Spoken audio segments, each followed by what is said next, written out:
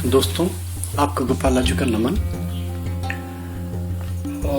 जो अध्यात्मवाद में इंटरेस्टेड हैं, जाते हैं, बहुत सारी टर्मिनोलॉजी सुनी होगी उन्होंने। सहज योग है, क्रिया योग है, शिव योग है, सोहम योग है, शिवोहम योग है, सुदर्शन योग है, नाम योग है, ध्यान योग है, काम योग है। काम योग भी एक उसकी जो अपनी डेफिनेशन बना लें आप काम योग की। काम मीन्स अपना कर्म और काम मीन्स जो दूसरा वाला काम है। तो ये वस्तुता है क्या? योग सबके साथ जुड़ा हुआ है। योग मीन्स कि कहीं जुड़ना, किसी से जुड़ना। और कैसे जुड़ना? कि वो ऊपरी मन से जुड़ना या मन, कर्म और वचन तीनों से जुड़ना। ये और जुड़ना कब होगा? जब साध लेगा आदमी अपने आप को। तो ये साधना क्या है? एक मैं समझता हूँ, मेरी जो अपनी बुद्धि में आता है कि साधना में सब कुछ है। साधना एक हम सुपर सेट माने साधना को, है ना। और जो जितनी चीज़ें हैं सब इसके अंदर जो भी हैं, जितने मैंने नाम लिए, सहज योग है, क्रिया योग है, सुदर्शन योग है, नाद योग है, ध्यान योग है, जितने भी योग हैं 10, 20, 50, 100 जो भी सुने होंगे आपने, ये सब साध ही तो रहे हैं। हम साधना ही तो कर रहे हैं इसको। और साधना क्यों कर रहे हैं? किसी को वशीकरण के लिए कर रहे हैं, किसी को वश में करने के लिए कर रहे हैं, अपने फेवर में करने के लिए कर रहे हैं, अपने स्वार्थ के लिए कर रहे हैं, अपने ऐश्वर्य के लिए कर रहे हैं, अपने हवस के लिए कर रहे हैं, अपने भोग के लिए कर रहे हैं, अपने उद्देश्य की पूर्तियों के लिए कर रहे हैं। यानी कि कोई ना कोई स्वार्थ सब इसके पीछे निहित है, छुपा हुआ है, जिसके लिए हम साधना कर रहे हैं, जिसके लिए हम साध रहे हैं। मगर फिर वही, ये सब चीज़ें क्या हैं, कैसे हैं, ये थोड़ा सा इसकी डेफिनेशन में जाएं, इसके मर्म को समझें। तो दो चीज़ों के लिए साधना कर रहे हैं, दो चीज़ों के लिए साध रहे हैं हम। एक तो हमारी भौतिक चीज़ें, हमारी मेटलिस्टिक लाइफ, और दूसरा हमारी सुपर नेचुरल चीज़ें जो हमारी अध्यात्म है, जिसको रूहानियत बोलते हैं। तो हम किसके लिए कर रहे हैं? अगर हम सोचें कि हम सब भौतिक सुखों के लिए कर रहे हैं, भौतिक सुख मीन्स शरीर के लिए कर रहे हैं, हम अपने बॉडी के लिए कर रहे हैं, अपने लिए कर रहे हैं, क्योंकि स्वार्थ है। स्वार्थ तो बॉडी से ही रिलेटेड है ना कहीं डायरेक्टली इनडायरेक्टली। मगर अगर इसको थोड़ा सा भी स्पिरिचुअल पॉइंट ऑफ व्यू से देखें तो साधना का जो दूसरा रूप है, फिर वो शरीरी नहीं है, वो अशरीरी है। और वो अशरीरी शरीर जो है, वो अशरीरी शरीरी नाम है उसका, दृष्ट नहीं है वो कौन है, क्या है, कैसा है। अशरीरी शरीर जो है, उसके हाथ हैं, पाँव हैं, आंखें हैं या नहीं है। अगर वो भी एक शरीर है मगर नाम उसका अशरीरी है, और वो मजे की बात है कि वो सब कुछ कर रहा है। उसकी आंख नहीं है मगर देख रहा है, हाथ नहीं है मगर वो काम कर रहा है, उसका पैर नहीं है मगर वो चल रहा है, उसका कोई वजूद नहीं है मगर फिर भी आपके लिए काम कर रहा है। तो जो नहीं है फिर भी है, तो अशरीरी जो है वो, उसको साधना है। तो फिर वो एक अध्यात्म का बिल्कुल विषय, मैंने बताया ना, बिल्कुल चीज़ें। तो उसके लिए अपने जो लोगों ने अपने अपने मार्ग चुने, अपने अपने लोगों ने जो तरीके अपनाए, अपने अपने लोगों ने जो नियम बनाए, अपने अपने लोगों ने जो उसकी विधियां डेवलप करी, तो उसमें बहुत सारी भी विधियां मिल जाएंगी। जैसे जितने योगों के नाम मैंने बताए, इससे 10 गुना, 50 गुना, 100 गुना जहाँ जाएंगे, हर तरफ, हर क्षेत्र में, हर समाज में, हर व्यक्ति में। इससे कहीं कोई धर्म का लेना देना नहीं है, इससे कहीं किसी की कोई आध्यात्मिक या धार्मिक आस्था से लेना देना नहीं है। बस ये तो एक साधना है, एक साध है, उसको साधने जा रहे हैं, वो साध नहीं पा रही। मैं, क्योंकि आपको पता है कि लिखने पढ़ने का शौकीन, खोजी प्रवृत्ति, R&D ओरिएंटेड मानसिकता पाई है, तो सब चीज़ों को देखता हूँ, सुनता हूँ। साधु संतों के प्रवचन अच्छे लगते हैं मुझे, पढ़ता हूँ, अच्छे अच्छे विचार पढ़ने को मिलते हैं। तो जो मैंने कुछ चीज़ें देखी, वो जो अशरीरी शरीर है, वो क्या है? तो वो ये तो निश्चित है कि वो अगर भागेंगे उसके पीछे तो मृग तृष्णा की तरह वो आपके आगे आगे 10 कदम चलेगा, मिलेगा नहीं आपको, भाग के तो नहीं मिलेगा कम से कम, और जितना भटकेंगे भटकने से भी नहीं मिलेगा। शांत चित्त होकर मिलेगा तो अंदर ही मिलेगा, अपने घर में ही मिलेगा, अपने कमरे में ही मिलेगा, अपने अंतःमन में ही मिलेगा, अपने शरीर के अंदर ही अशरीरी शरीर मिलेगा आपको। तो ये चीज़ें थोड़ा सा इस पे मनन करें, इस पे गुणन करें, तो ये फिर ये तो ऐसा विषय है कि इसमें अनवरत मैं बोल सकता हूँ, पता है क्योंकि मेरा विषय है ये, मगर इसको सूक्ष्मीकरण, इसका सरलीकरण, इसका वो तरीके जो व्यक्ति खुद कर सके, बिना किसी गुरु के, बिना किसी ज्ञान के, बिना किसी ध्यान के, बिना किसी पढ़ाई के, बिना किसी लिखाई के, बिना किसी मेहनत के। सबसे बड़ी चीज़ है 3-4 चीज़ें मैंने जोड़ी, उसमें जो मुझे अच्छा लगा वो सबसे अच्छा, अगर किसी को दरकार है, किसी को इच्छा है तो ट्राई करें। ये तो मिठाई की दुकान है भैया, ये सब थोड़ा थोड़ा टेस्ट करेंगे ना तभी तो पता चलेगा किसका कौन सा जायका है। किसी को गुड़ अच्छा लगेगा, किसी को कलाकंद अच्छी लगेगी, किसी को चमचम अच्छे लगेगी, किसी को हॉट डॉग अच्छा लगेगा, किसी को तंदूरी चिकन अच्छा लगेगा। तो ये तो स्वाद है अपना, जो स्वाद डेवलप करे, जो स्वाद आपका शरीर एक्सेप्ट करे, जो स्वाद आपको सुख दे, मगर सुख वही कि वो सुख शरीरी है या अशरीरी है, वो स्वाद शरीरी है या अशरीरी है। तो 2 शब्दों को तोलना और तोल के इनको मर्म को समझना, ये फिर थोड़ा सा एक वो विषय है जब थोड़ा सा आपका थोड़ा सा भी ज्ञान, थोड़ा सा भी ध्यान, थोड़ी सी भी बुद्धि इन चीज़ों की तरह लगने लगेगी तो फिर अपने आप पेनिट्रेशन बढ़ता चला जाएगा आपका, अपने आप आपको अच्छा लगने लगेगा। सरल सी चीज़ों में बताऊं, एक कमरे में बंद कर लीजिए अपने आप को।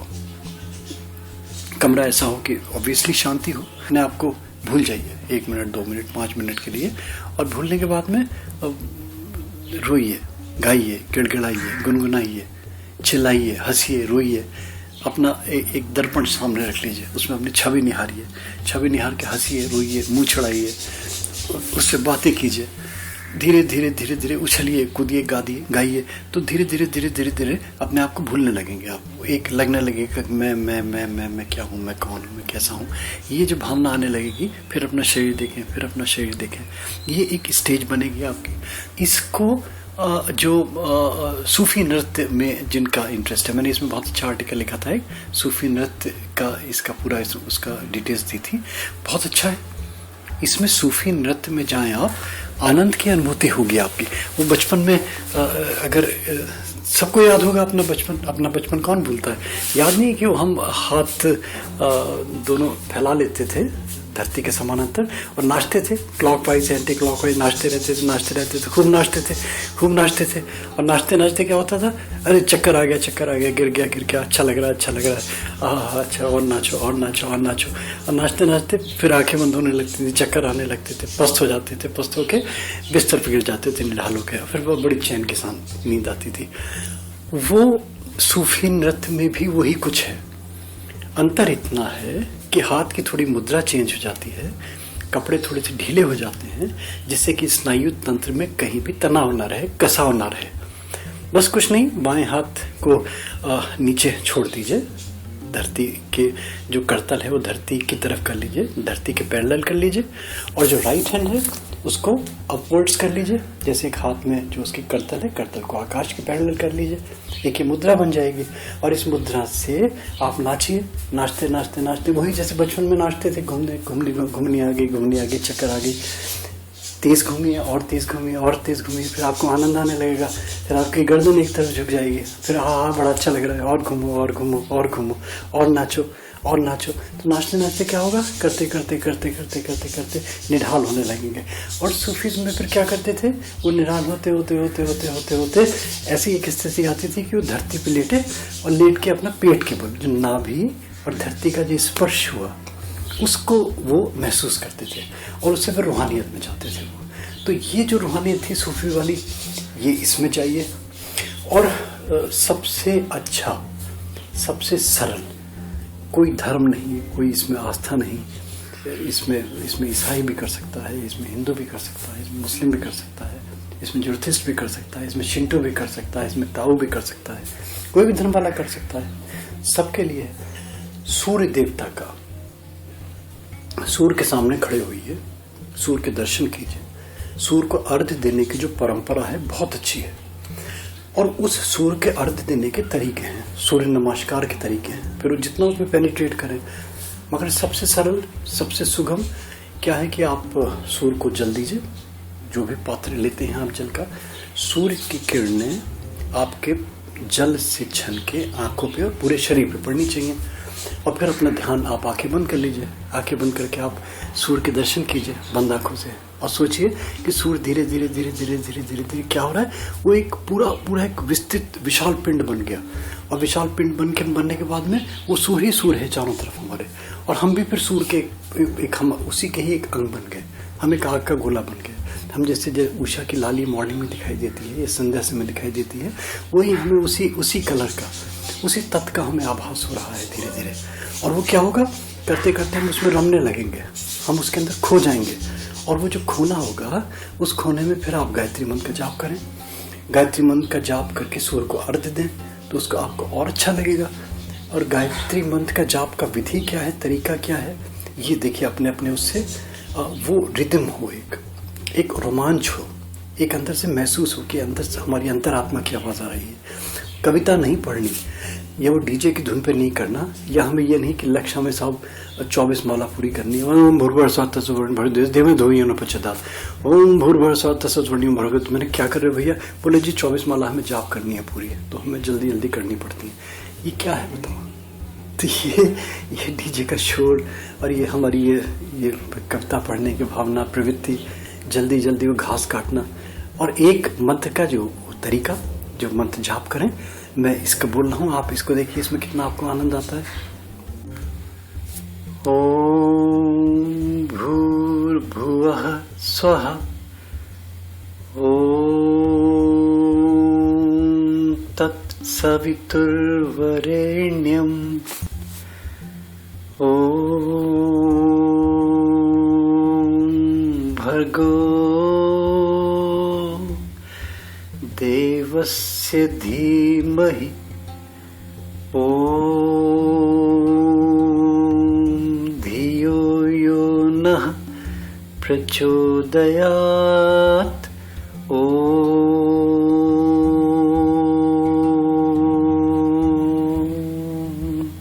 और सबसे अच्छा तरीका, सब अच्छे तरीके हैं मेरे लिए, तो उससे अच्छा ये तो फल है, मिठाई है, जो खाएगा तो आपको लगेगा ये उससे भी बढ़िया मिठाई है। दोनों करतल की जो आपके हथेलियां हैं, उंगलियों के पोर हैं, इन पोरों से हथेलियों पे एक दूसरे की हल्के हल्के हल्के, जैसे कोई फेदर से, जैसे किसी पर से, पक्षी के पर से सहरा रहा हो, ऐसे सराइए, गुदगुदाइए, गुदगुदा के उंगलियों के बीच में गुदगुदाइए, बाएं हाथ से दाएं हाथ में, दाएं हाथ से बाएं हाथ में। क्या होगा, गुदगुदी होगी, गुदगुदी होकर रोमांच होगा। तो वो रोमांच करना है, वो रोमांच अनुभव करना है, वो गुदगुदी महसूस करनी है। और वो गुदगुदी, वो हमारा सूफी नृत्य, वो हमारी सूर्य की आभा, हमारा अंडपिंड सिद्धांत, उसमें जब धीरे धीरे पहुंचने लगेंगे तो फिर वो क्या होगा, फिर हमारा जो ये मन है, हमारी जो साधना है, हमारे जो ये योग हैं, वो सब फिर हमारे अशरीरी शरीर को तलाशने लगेंगे।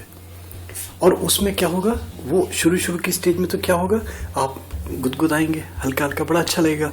तो गुदगुदाने क्या होगा, आप नाभि के नीचे पहुंच जाएंगे, और नाभि के नीचे पहुंच जाएंगे तो फिर वो रास्ता अधोमुखी, फिर गलत रास्ता हो जाएगा बोला, वो दूसरी तरफ चले जाएंगे, अब मन भटक जाएगा, आप कहाँ जाएंगे तो भगवान जाने।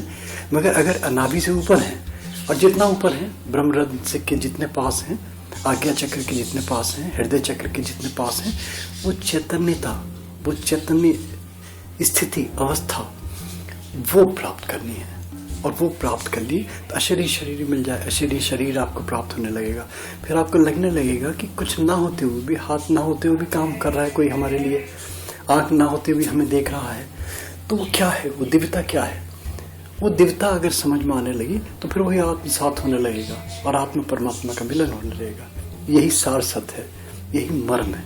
इसको समझिए, इसको करिए, इसको अपनाइए। दोस्तों, अच्छा लगे मेरी छोटी छोटी बातें तो प्लीज़ यूट्यूब में सब्सक्राइब करें इसको। थैंक यू दोस्तों, thanks for hearing Gopala ji.